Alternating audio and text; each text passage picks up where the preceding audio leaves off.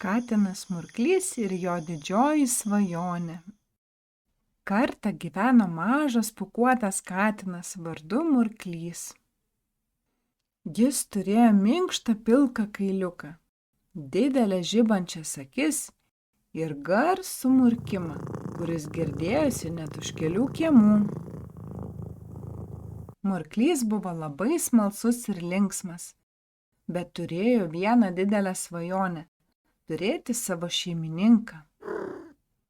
Murklys stebėjo žmones, kurie vaikščiojo po gatves ir matė, kaip kai kurie vaikai glosto savo augintinius. Duoda jiems skanėstų ir žaidžia kartu. Kaip smagu turėti draugą, kuris visada su tavimi, svajojo Murklys.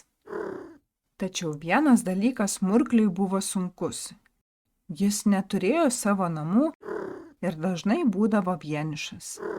Kartais jis bandė susirasti draugų, kalbėjo su paukščiais, bet jie visada nuskrisdavo, kai jis prieidavo per arti. Šunys buvo pernelyg triukšmingi ir dažnai Murklys pasislėpdavo po krūmu. Vieną saulėtą rytą pabudęs Murklys nusprendė: aš pats rasiu savo šeimininką. Jis pradėjo kelionę po kaimą. Pirmiausia apsilankė prie sodo, kur žaidė vaikai. Murklys bandė prisijungti prie žaidimo, bet vaikai buvo įsitraukę į savo žaidimus ir beveik nepastebėjo mažo katinėlio. Toliau jis keliavo į parką, kur vaikai linksmai bėgiojo. Murklys pamatė mažą mergaitę, kuri žaidė su savo lėlėmis. Ji atrodė labai draugiška ir šypsojosi, tarsi pati galėtų būti Murklio šeimininkė. Mergaitė vardu Lina atsisuko, pamatė Murklį. Labas, mažasis katinėli, nori draugauti? Murklys tyliai priėjo prie jos ir pradėjo tyliai murkti.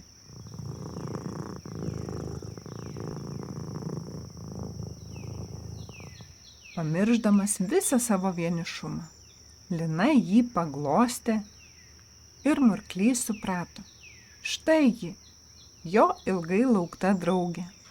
Nuo tos dienos Murklys gyveno su Lina. Jis turėjo šiltą lovelę, gaudavo skanėstų ir daug meilės. Jie kartu žaidė, skaitė knygas ir net drauge svajodavo apie nuotykius.